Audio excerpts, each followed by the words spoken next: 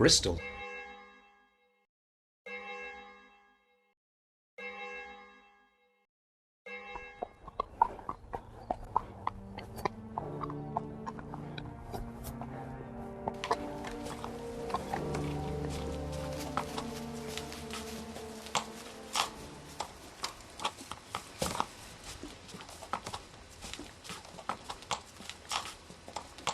My name is Clarkson. Thomas Clarkson. I have come to Bristol to end slavery. Really? We are a Quaker household. This letter says you are an Anglican deacon. Yes. But we must work together for the sake of the cause, fighting slavery. My task is to gather evidence to take to Parliament. And you come from London, Thomas? Yes. Well, Cambridge, really. The university. And Thomas, you know about slavery? Yes. I wrote an essay in Latin. Quite. You can sleep here tonight. Harry Gandy will see you in the morning.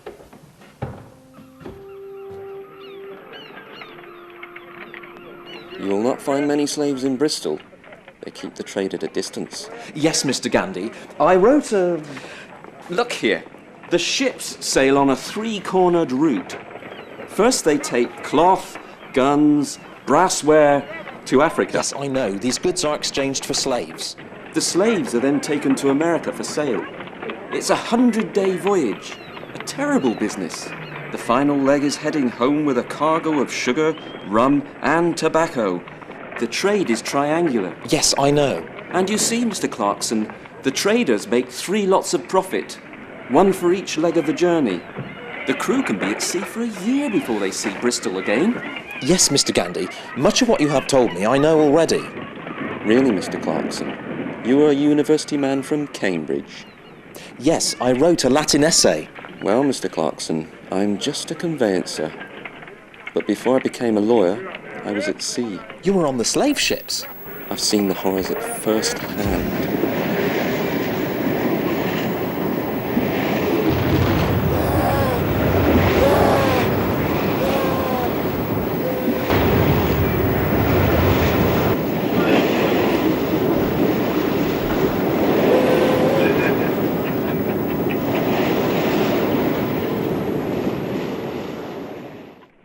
I fear at first I may have underestimated Mr. Gandy. From his background, he has much to tell me. What is this arduous task that I have undertaken?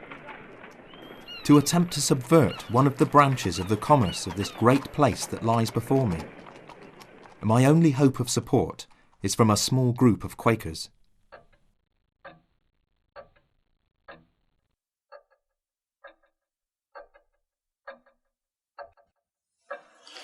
This letter says you're here to gather information about the slave trade. Yes. The committee in London has asked me to collect evidence of the trade so that Mr. Wilberforce can take the campaign to Parliament. You say trade, young man, but it is slavery that's against religion. Well, let us first consider slave trading, not slavery itself, because halting the trade must be the first stop on the road to abolition. The trade is inconsistent with reason, religion and humanity, and we have long held out against it. You can take our opinion back to London. You all have high ideals, but apart from Mr. Gandy, you do not have the testimony that I need. But you must understand, sir, that we have some knowledge of slavery. We regularly debate its evils. You talk, but you do not act. Mr. Clarkson, please. I am sorry. If I am to get the facts that Mr. Wilberforce needs to take the issue to Parliament, I must understand the trade's economics and the various circumstances belonging to it. Most of all, I need sworn testimony from those who have taken part in the trade. What Mr. Clarkson says is correct. My own experience aboard slave ships is a singular one. Generally, we Quakers are so distanced ourselves from the trade we have very little first-hand experience of it.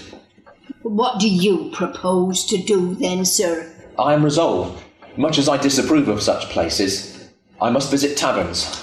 Taverns? I must hear what ordinary sailors speak of the trade. I am not afraid. We have God on our side.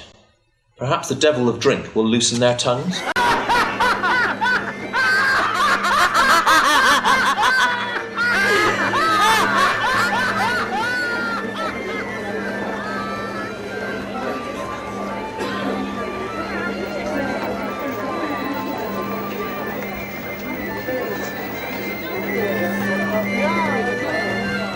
You look like a nice young man.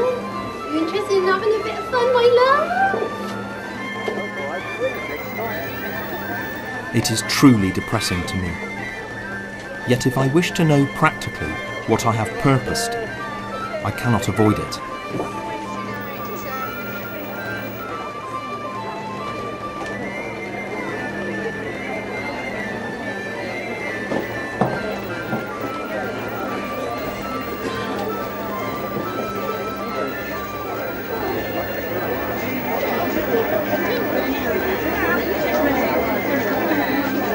Come on, my love. Surely you can afford the price of a tank of ale for me.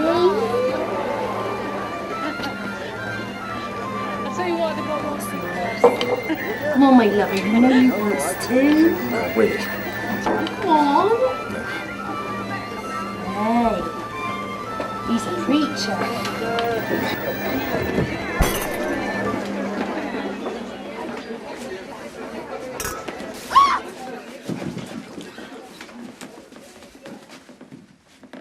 Play!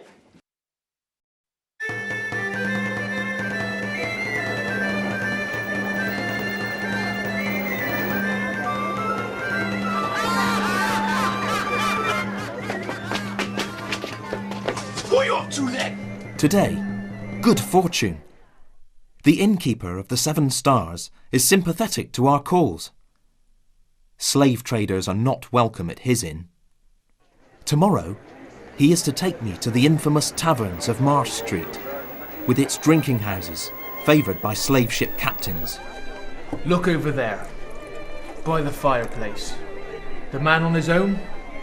Yes. That's Captain Mungo Wright, master of the Africa. It can transport over 300 slaves.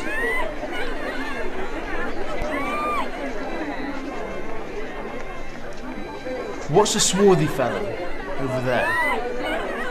That's ship's mate. Likely as not, he's crimping the fella next to him. Crimping? First he gets him helpless with ale. Then she takes him upstairs and wheedles yet more money out of him. By spending beyond his means, and to avoid the debtor's jail, he has to sign on his ship's crew. They call it crimping. It's his common practice. From what I have learned, it appears the crew are treated nearly as badly as the slaves. If I am to accomplish my task, I must learn for myself the business practices and affairs of both artisans and merchants of this city.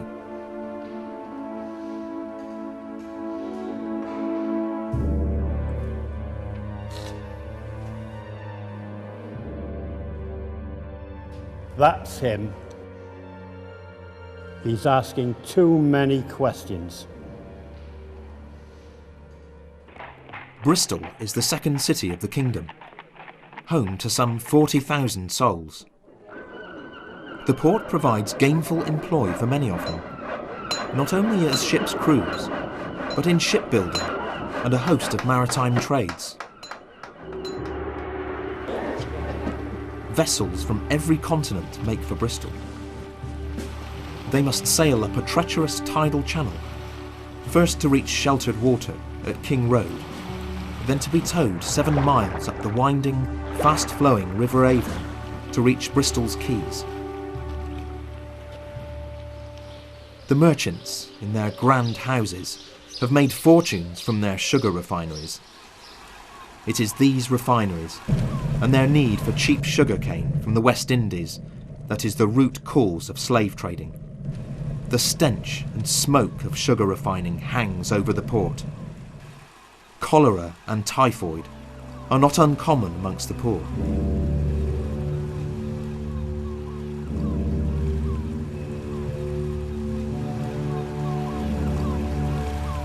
tide's very fast here, Mr. Clarkson. Some people say it's the fastest tide in the world, Mr. Clarkson. How do you know my name? A lot of people know about you, Mr. Clarkson. What people? Look at the tide, Mr. Clarkson. A man could fall in there and be gone in seconds. Swept out to sea. Who are you?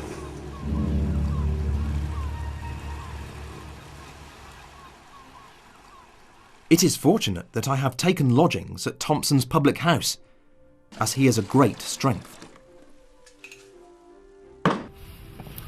And one of the Quakers has introduced me to Bristol society. I have been invited to dinner at the home of an influential family in Clifton.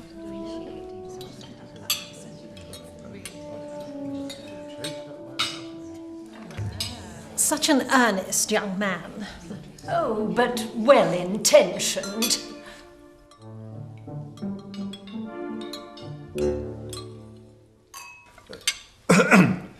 Mr. Clarkson, are you getting much help with your mission? You know you have our full support. Thank you. Many good people, such as yourself, are now supporting the campaign. How can we help? Some of us abstain from sugar as a protest. That is most praiseworthy.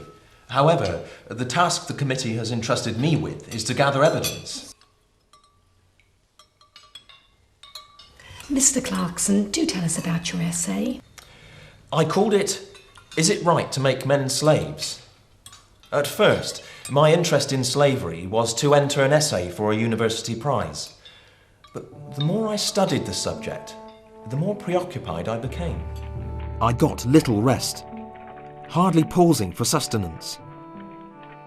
At night, I always slept with a lit candle in my room, so that I might rise and put down such thoughts as might occur to me. But then, on my way down to London to publish my essay, I stopped to rest my horse. I decided to read my essay again. It filled my thoughts with grief and taxed my mind. Most people live in hamlets and villages and work in the fields, not in the cities. What interest do they have in slavery thousands of miles away? I tried to persuade myself that the contents of my essay were untrue. Yet, if I am to believe that which I have written, it is time some person should see these calamities to their end. In London, I had an English translation of my essay printed so that it could reach a wider public. The Committee for the Abolition of the African Trade then made contact with me, and I met their advocate in Parliament, Mr. William Wilberforce. There are two distinct evils: the slave trade and the institution of slavery.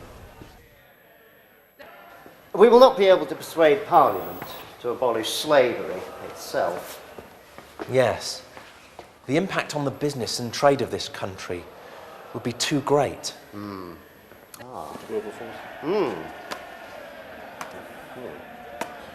What if we could stop the supply of slaves?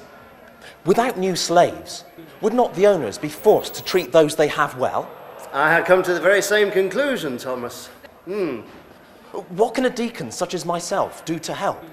Well, you will not be able to abolish slavery from the parish. It is not my intention to become an incumbent, Mr. Wilberforce. If I am to persuade Parliament, we must have irrefutable evidence of the cruelty of the trade. Evidence? From where? Not Africa? No, not Africa. Not the West Indies. England, Thomas. Bristol. Order. I expect Mr. Wilberforce will be pleased with your progress. Progress is difficult. The owners of the slave ships have forbidden captains or crew from associating with me. Even those sailors who have long since left the employ of the ship owners will not meet with me. Is that from fear? Shame, fear, I do not know. But the evidence must come from those who have served on the slave ships. I know of a ship's surgeon. He has given up the trade in disgust. A surgeon? Lieutenant Abston Jerry.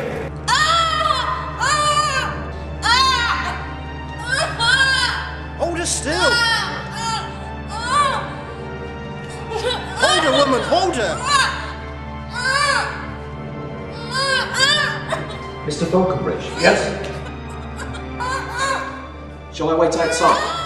No, I'll be finished with this wretch soon, Mr.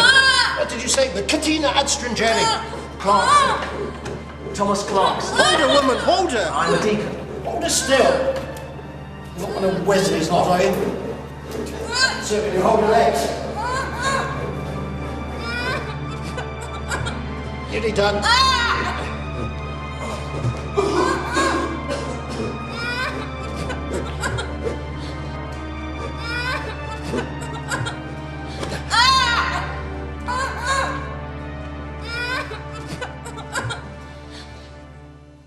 She is poor. Yes, penniless. This is a broken, gangrenous leg, you see. You are a man of charity. She's dead.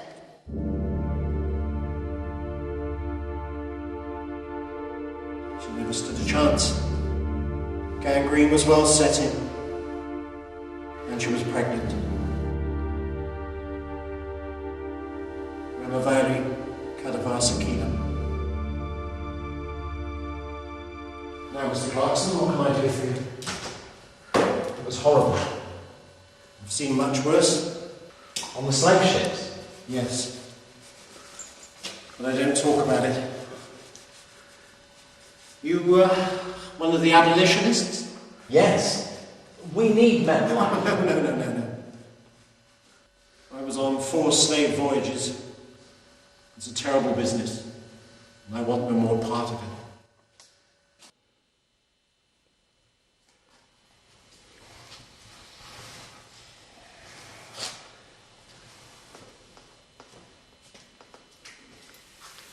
God give her rest.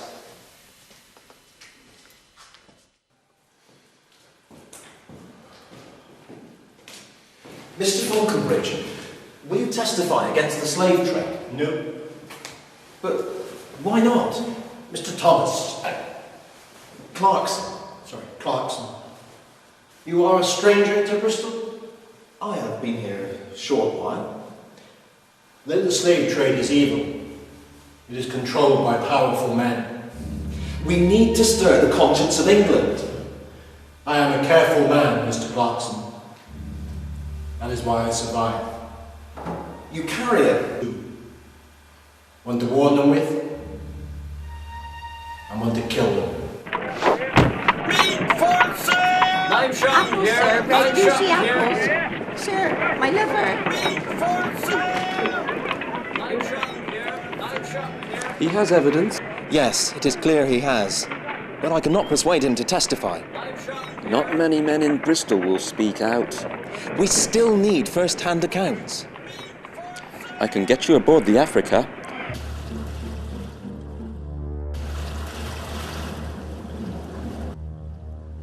Quietly, Mr. Clarkson. She's a Dutch prize. She's 210 ton. Ow! Watch your head. How many slaves can she transport? 300. Look how much headroom there be for the slaves. That is impossible. 300 slaves. How do they get them in? Well, tallers amidships, and the small slaves and the children are packed in the stern. Each night they're put in their place, like herrings in a barrel. I have heard it said that nearly 1/6 die on the voyage. Well, the traders say it's an acceptable loss. They often flog the slaves. Oh, yes. And they flogged the crew too, in the hope that they would desert in port. That way they wouldn't have to pay them. There is somebody aboard. Quickly, you must go. There is somebody aboard.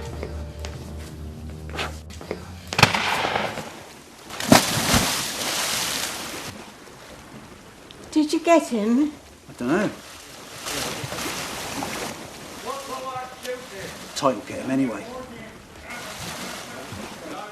He's dead then. Oh, shut up. Oh, clear off, you lot!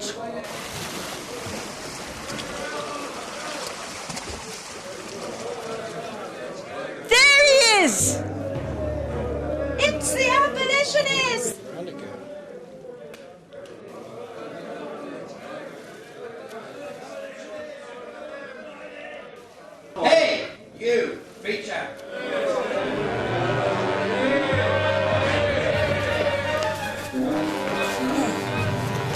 you doing on my ship?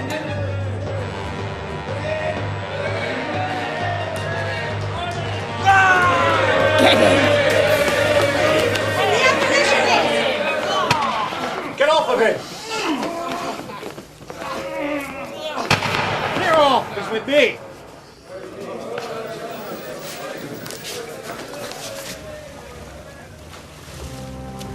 You need some help?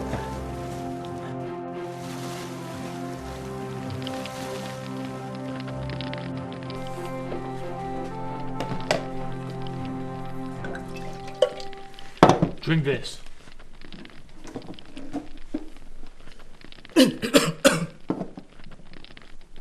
You changed your mind? Yes. But why?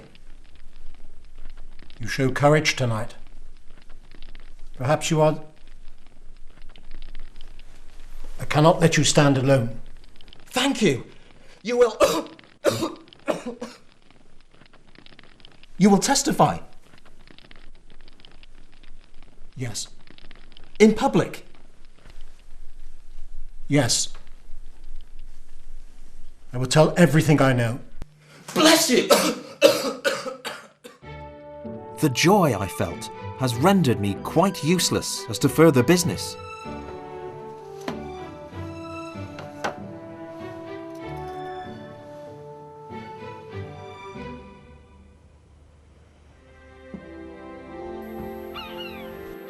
On slave voyages, I would amputate on crates pushed together. You tended the needs of the crew? Mainly the cargo. I mean the slaves. You see, the ship's masters believe the slaves are more valuable. They can sell Africans. And after my last voyage... With Falconbridge's help, I at last started to learn proper details of the trade, not just from books and papers, but from someone who has seen the horrors. I served on 4 slave voyages. Though they paid well... Mr. Clarkson? Wait! I know this man. I need your help, sir. Then we must go into Thompson's back room.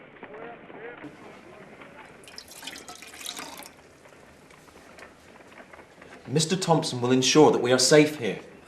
Thank you, Mr. Clarkson. As you know, sir, I was a ship's mate on the slave ship Africa, but I'm sick of the trade. How can we help? Well, like many others, sir, I had the choice between debtor's prison and the slave ship. But I was forced to sign on to the slave ship Africa. What was worrying was that he had been forced to sign his articles of agreement sight unseen. A contract full of iniquitous clauses, even making the wages payable in local currency. He told me further of the deprivations of the crew, barely better treated than their cargo. How can we wake the nation to this evil? How can we wake the nation to this evil? They flogged the crew. The treatment of the crews is nearly as bad as that of the cargo. The ship's masters believe the slaves are more valuable. They flogged the men in the hope that they desert in port. That's it! Oh! Praise the Lord! Why have I been so blind? The crew! Parliament may not care about the slaves, but if we tell it of the deprivations of the crews, of English seamen, then they will be forced to take action. Damnation!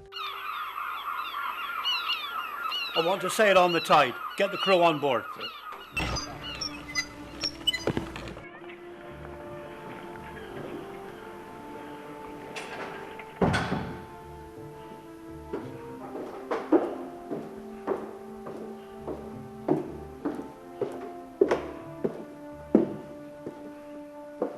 Joseph, I need your help.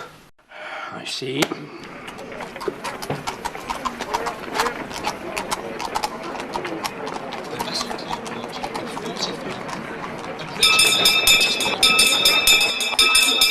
Oh, we're at fair!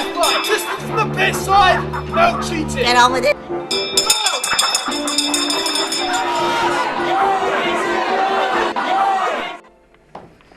Well, sir, these are what you asked to see.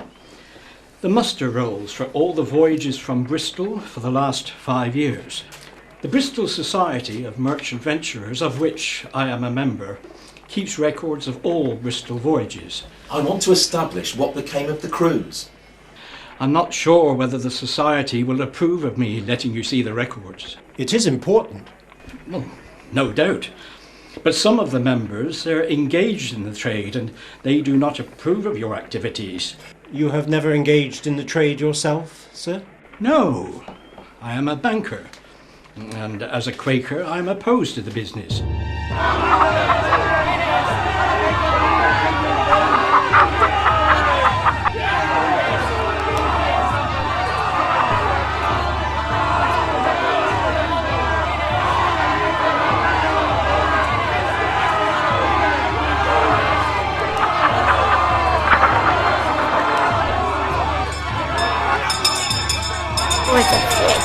It's a fix. Didn't want you on board ship. Get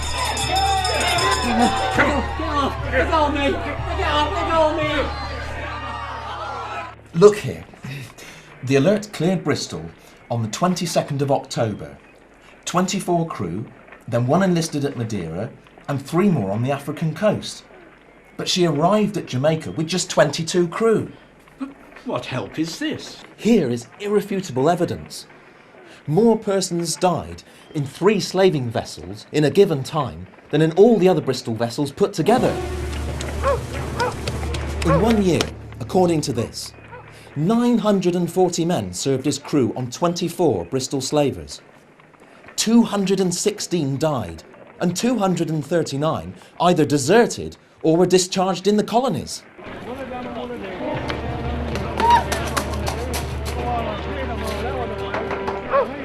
The Alexander. The vessel cleared port here with 45 crew and reached Grenada with just 32. She carried 350 slaves and sold 342. She lost more crew than slaves. I thought you said you came to Bristol to oppose the trade in slaves. Yes. Oh, whilst cruelly treated crews are a disgrace, it is not that... You know that slave ships pay higher wages. Oh, yes. The death rate among slavers' crews is much higher than for other trading voyages. In fact, higher even than for the slaves. The facts speak for themselves. It is probably an injustice that should be Mr. addressed. Clarkson does not consider that either the government, the Parliament or the wealthy will be interested in the fate of Africans. Parliament would be more concerned with the fate and health of English seamen. Hurry, man, it's urgent! By demanding better conditions for the crews, you will start to disrupt the trade. Exactly.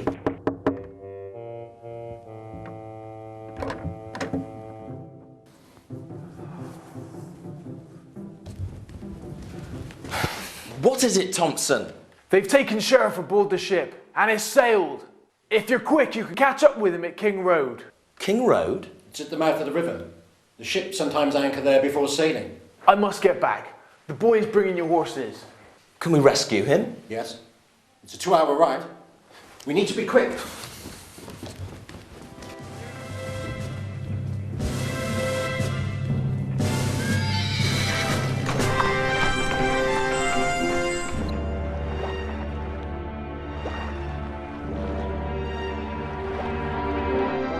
Come on, hurry! This way!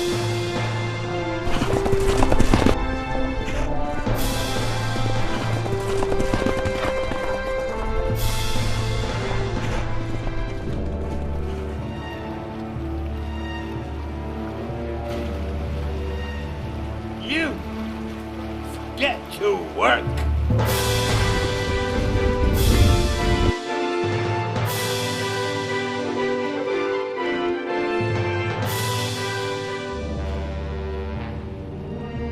Raise the gallants! Raise the gallants!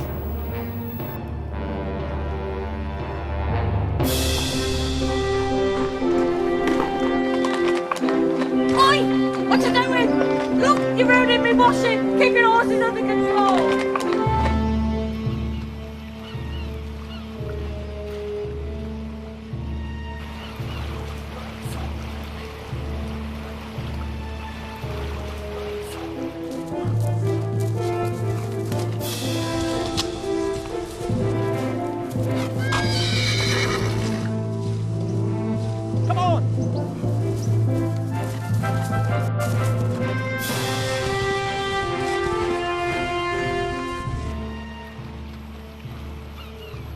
Drop anchor!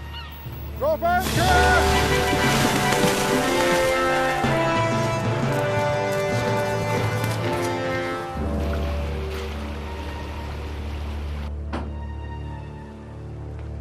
You row me ashore.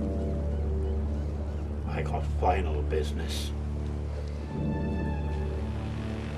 Tell the mate to let nobody ashore.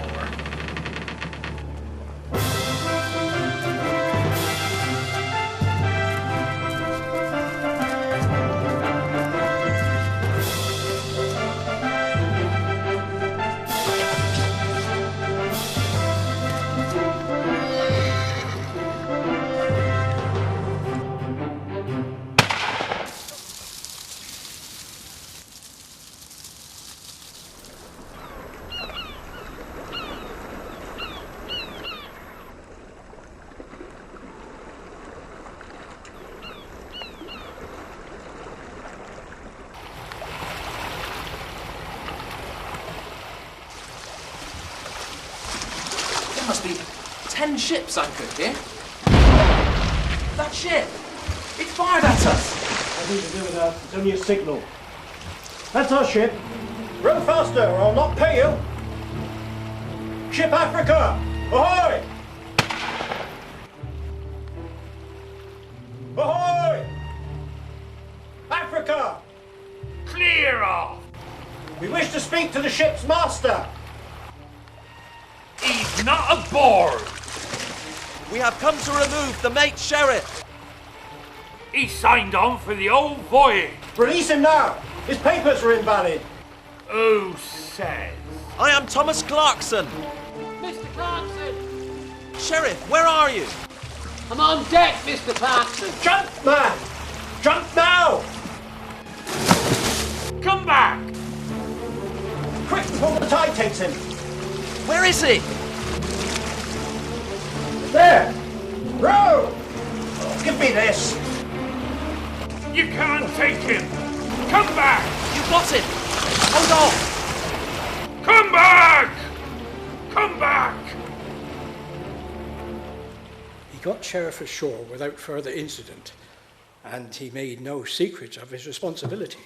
He left his name at the house of the captain. Yet he has heard no more of the matter.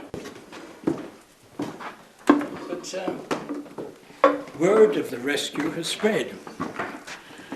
And now he has been approached by many seamen from the slave trade with their accounts of bad treatment. Will that be enough for Mr. Wilberforce? I now have the knowledge I came for. Many seamen, and much to thank you for, Mr. Clarkson. Yes, but I have recorded terrible matters over these last few months. The accumulation of sickening details preys on my mind. You are a man of courage, Thomas.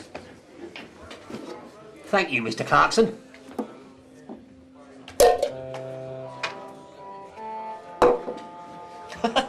Mr. Clarkson.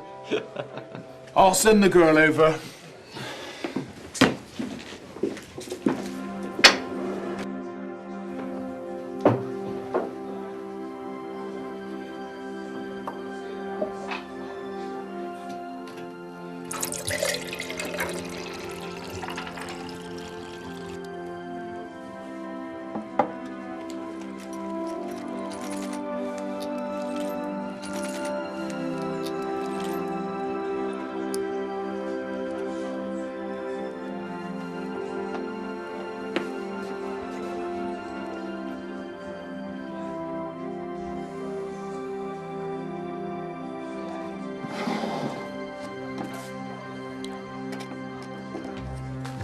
And now, to stay in Bristol a day longer than necessary would only be an interruption for so much time, both of my happiness and my health. The accumulation of sickening details preys on my mind.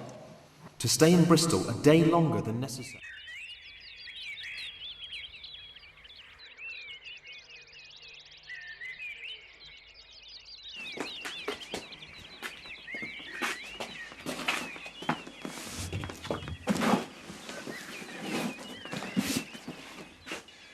The boys packed your bags on your horse.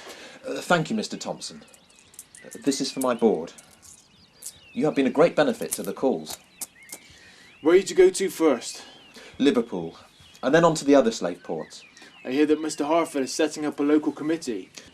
Yes, they are to petition Parliament. I leave the campaign here in good hands. I must go.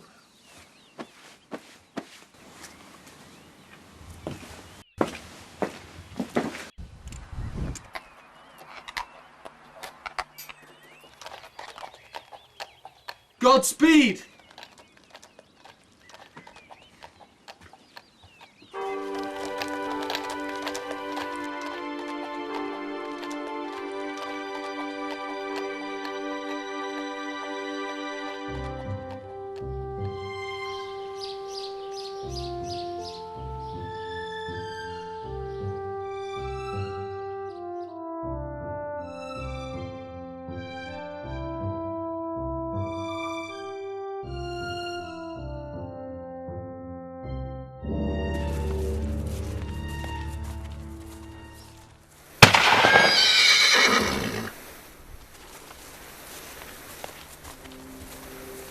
Thought you might need some help.